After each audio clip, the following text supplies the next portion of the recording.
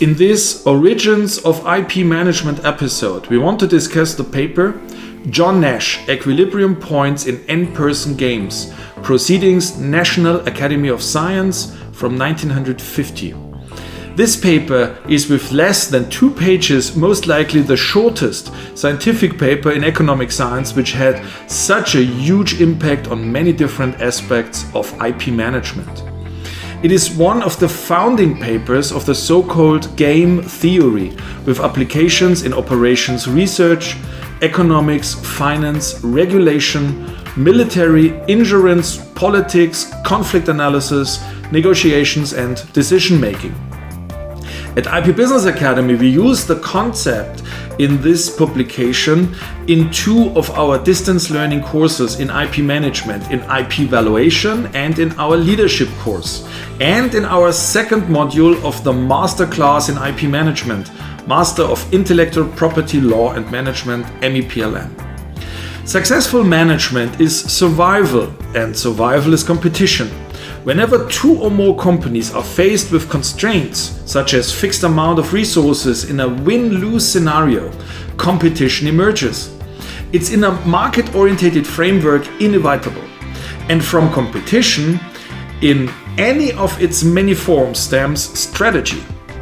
Game theory was given its first general mathematical formulation by John von Neumann and Oskar Morgenstern in 1944.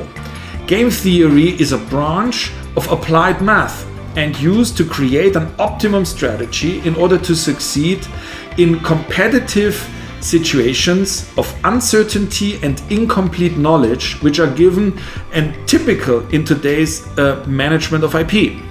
Generally, game theory investigates conflict situations, the interaction between the agents and their decisions. The subject of game theory are situations where the result for a player does not only depend on his own decisions but also on the behavior of the other players who are in that game. Cold War is a time when game theory started to accelerate its development and come to the fore of political affairs. The confrontation between the Soviet Union and the United States involved many leading game theories from both sides of the Iron Curtain. The Cold War was a time of high uncertainty for the US, the Soviet Union and the rest of the world. Both sides had little information about how the other was playing the game of war, or how the other side would react to any given move. The concept of mutually assured destruction is well known. The concept gave the United States the best insight into how the Soviet Union might react to an offensive or a show of aggression and vice versa. A great example of this is the Kuben missile crisis. In today's interconnected world, the business landscape is shaped by a variety of shifting forces. Whether it's geopolitical issues like Brexit or technological advancements such as artificial intelligence, our world is driven by volatility, uncertainty, complexity and ambiguity. VUCA is challenging modern IP managers to come up with innovative solutions to new problems.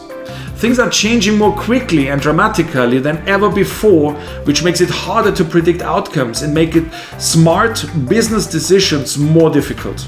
Such uncharted territory can create discomfort for businesses.